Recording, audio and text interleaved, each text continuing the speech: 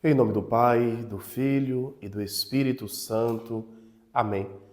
Louvado seja nosso Senhor Jesus Cristo, para sempre seja louvado, e nossa Mãe, Maria Santíssima.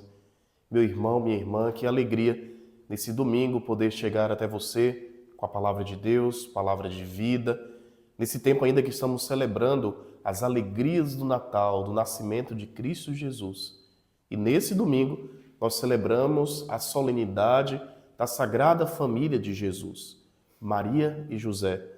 Deus que quis que o seu filho tivesse uma família. E assim ele consagrou a família. A família é dom de Deus. Por isso, nesse domingo, de modo muito especial, eu quero rezar a Deus pela sua família, para que ele derrame as graças, as bênçãos necessárias, mas, sobretudo, que você possa compreender o grande dom que é ter uma família.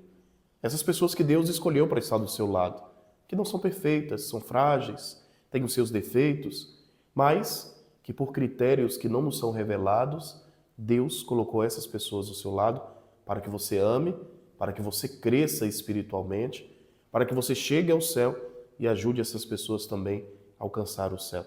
Por isso, agradeça a Deus pela sua família, louve e bendiga ao Senhor por esse grande dom que Ele lhe concedeu. A liturgia de hoje, a primeira leitura do livro do Eclesiástico. O livro do Eclesiástico vai nos recordar que é dever dos filhos honrar pai e mãe. Quem honra o seu pai alcança o perdão dos seus pecados. Quem respeita a sua mãe é como alguém que ajunta tesouros. A primeira leitura vai adverter para esse cuidado que os filhos precisam ter como os pais. Os pais são tesouros na vida de uma pessoa.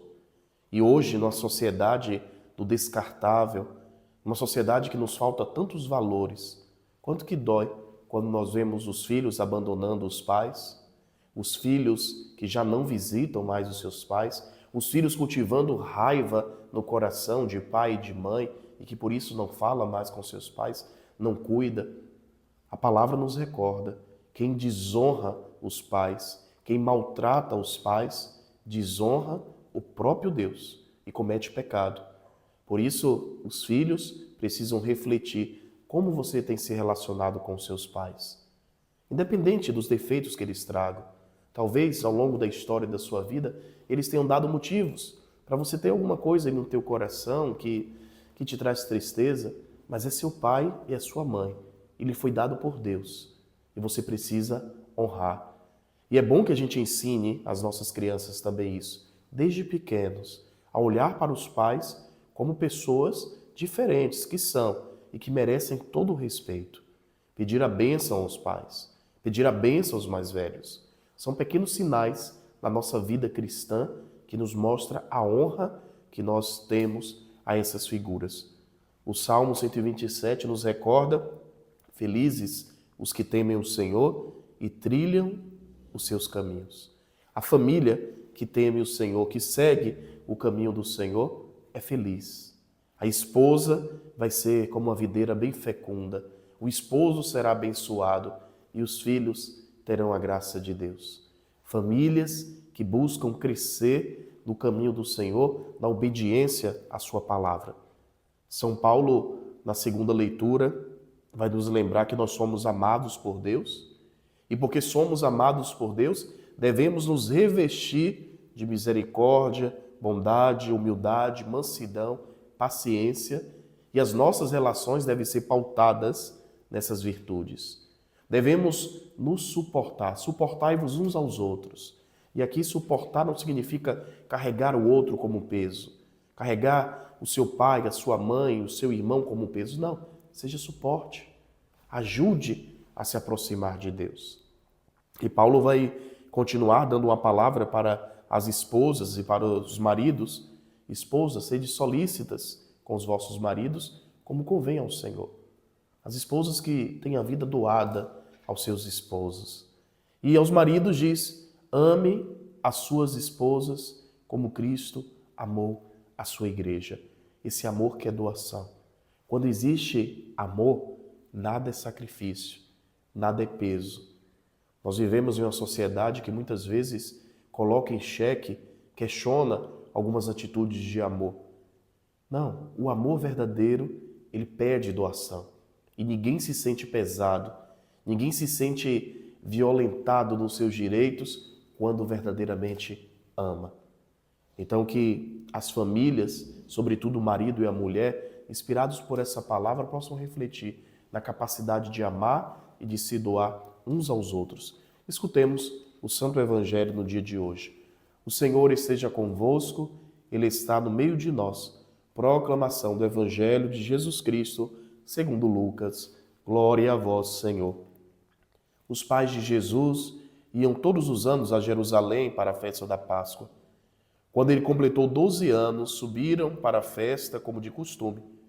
Passados os dias da Páscoa, começaram a viagem de volta, mas o menino Jesus ficou em Jerusalém sem que seus pais o notassem. Pensando que ele estivesse na caravana, caminharam um dia inteiro. Depois começaram a procurá-lo entre os parentes e conhecidos. Não tendo encontrado, voltaram para Jerusalém à sua procura. 3 dias depois o encontraram no templo.